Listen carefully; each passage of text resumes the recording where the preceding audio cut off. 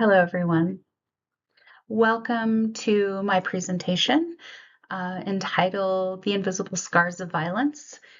This is part of our victimology course here at Salt Lake Community College, and today we're going to explore the question of, does violent crime have a long-term effect on a person's mental health?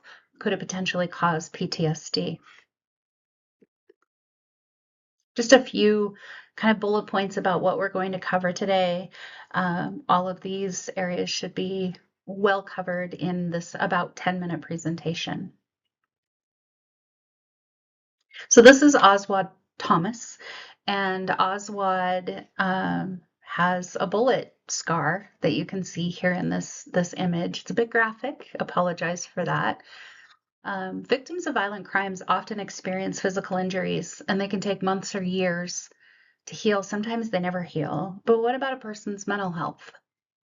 So in 2009, Oswald Thomas, who was a college graduate, recent college graduate, and an aspiring professional basketball player, was shot twice in the back during a robbery attempt outside of a convenience store in Hartford, Connecticut.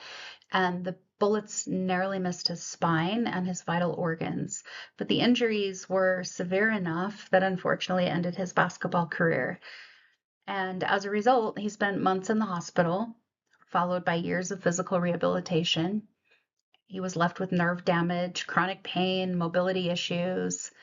His basketball career was crushed. Imagine being an aspiring basketball player with a huge career ahead of you, and then just because of the incidents of one evening that you had no control over, that's all taken away from you. Can you imagine the emotional trauma? Do you think he had some emotional trauma that he was dealing with? Does being a victim have a lasting effect on a person's emotional well-being? And how long will that last? Understanding the impact of violent crime is important for the justice system and those developing victim support programs. And so I feel like this is a really important question for us to answer. There's a great deal of documentation about how violent crime affects the mental health of its victims. Every person is different, of course. They all cope differently, but there are some consistencies among a high percentage of people.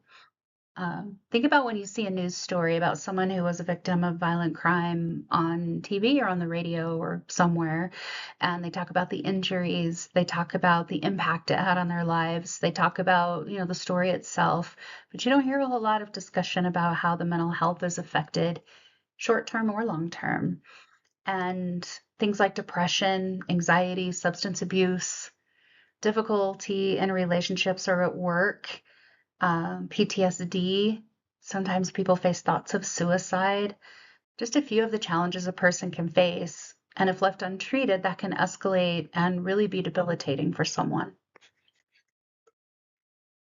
According to the 2022 National Crime Victimization and 2024 Alliance for Safety and Justice surveys, there is a difference in the immediate or short-term impacts that, short-term or long-term impacts that a person will experience. So coming back to Oswald, in the first 3 months after his incident, and looking at this graph, you can imagine that he experienced some shocks, some severe stress, anxiety, insomnia, depression, lots of pain, for sure, lots of pain.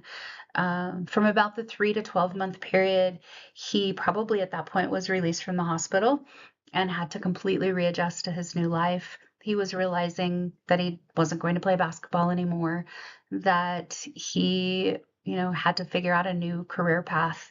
And by then he was probably developing some PTSD. Feelings of isolation, anxiety, more depression, more hopelessness.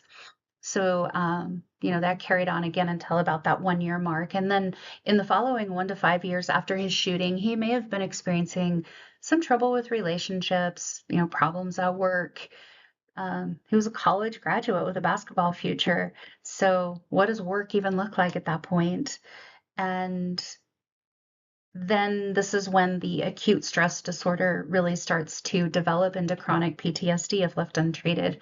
They have similar symptoms, but that chronic kind of acute stress, the acute stress disorder, and right, acute means in the moment, whereas chronic means ongoing, that kind of one turns into the other, and then people turn to thoughts of suicide. Post-traumatic stress disorder, or PTSD, is a psychiatric condition. It's triggered by traumatic events that involve the amygdala in the brain, the hippocampus, the prefrontal cortex brain systems, the HPA axis, dysregulation, neurotransmitter imbalances like serotonin and dopamine, which of course affect your ability to feel happy and feel pleasure. It develops through a combination of trauma and biological vulnerabilities, and it's more likely to occur based on your genetics, a person's genetics, and then also psychology and the social environments that a person is in. The National Health Service of the UK explains that PTSD develops in 1 out of 3 people who experience a traumatic event or a prolonged trauma exposure, like someone who's abused throughout their lifetime, something like that. Studies have shown that these individuals are experiencing much higher than normal adrenaline production on a regular basis and for prolonged periods of time.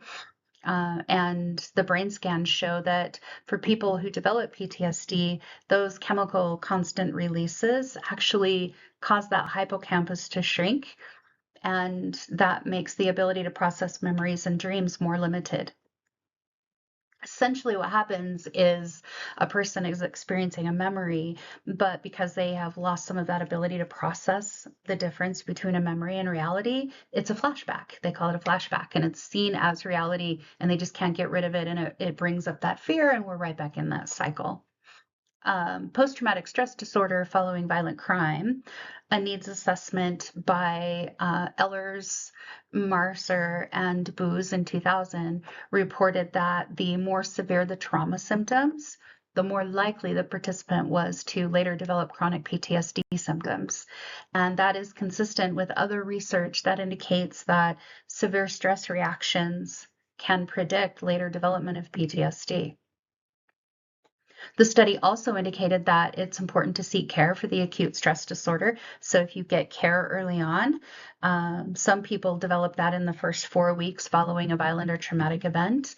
And about 75 to 94% of the individuals, which is a lot, who experience acute stress disorder in a violent event or traumatic event and did not seek treatment will develop PTSD later on. That's a significant number of individuals. According to the journal article titled "To Predict, Prevent, and Manage Post-Traumatic Stress Disorder," which is a kind of the pathophysiology / treatment and biomarkers, it's an article that kind of looks at the holistic view of PTSD. In the National Library of Medicine explained that a person can possess certain what they call biomarkers that enhance their susceptibility for PTSD. And it's kind of like your likelihood or not to develop something after a traumatic event. But they basically talked through the probability of experiencing crime, having certain genetic markers, and then also gender. It's reported that women are more likely to experience a physical crime, such as robbery or rape. We just are. And because of certain chemicals or hormones that are released during that kind of experience, women are more susceptible to develop PTSD than men. And this image here kind of shows you what the brain looks like with someone who's dealing with PTSD versus someone who is in more of a healthy brain state. PTSD can be treated with a combination of therapies. The American Psychological Association's clinical practice guidelines recommend using a combination of psychotherapy and pharmacotherapy. So cognitive behavioral therapy or cognitive processing therapy, and then eye movement desensitization. That's a tough one to say. Basically what they do is they talk to you, right? They have you talk about the things that occurred that scared you and talk through, a lot of the things that you're feeling, but then they also do a lot of work with eye movement. And that reprograms your brain to kind of reshape the trauma that took place in your mind.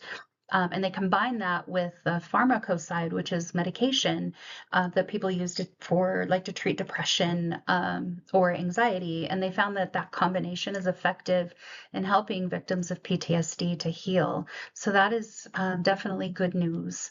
And studies show that a greater success rate if treated during early onset with additional research related to prevention strategies is still in progress. There's lots to learn still about PTSD. So coming back to Oswald, this is a lovely picture of him, years after his incident. But about 2 years post-shooting, he developed symptoms of chronic PTSD. He had survivor's guilt, he had depression, he had thoughts of suicide, he was using alcohol to mask the pain. When he hit bottom, he sought help, which is great. I'm happy that he did that. And in 2012, 3 years after his shooting, he re-enrolled in school and obtained a master's degree in social work. And now he works with crime survivors for safety and justice. And with those survivors, he helps to create healing programs. So here's someone who his life was turned upside down. He went through hell, and he eventually used that and turned it into a positive, and now he's helping others who might be going through a similar experience. So in conclusion, I just want to kind of come back and reiterate that violent crime leaves more than physical wounds on a person. It reshapes their lives through long-term psychological trauma. And survivors often face PTSD, anxiety, depression. They have disruption in their relationships. They sometimes deal with this for decades or their entire lives. But early intervention and trauma-informed care are crucial for healing and for reintegrating them back into normal lives, getting them back into a regular routine.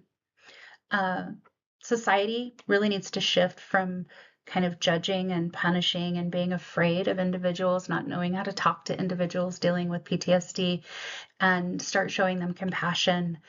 We need to approach it from an advocate perspective and put some prevention in place. Survivors like Oswald Thomas show that recovery is possible, but only when the support systems step in and do their part to help them heal. As promised, here's a list of the places where I took my research from, and where those pictures were gathered from as well that I have on my slides. I hope you enjoyed it. I hope it gave you a new perspective, and I really appreciate your time today. Bye.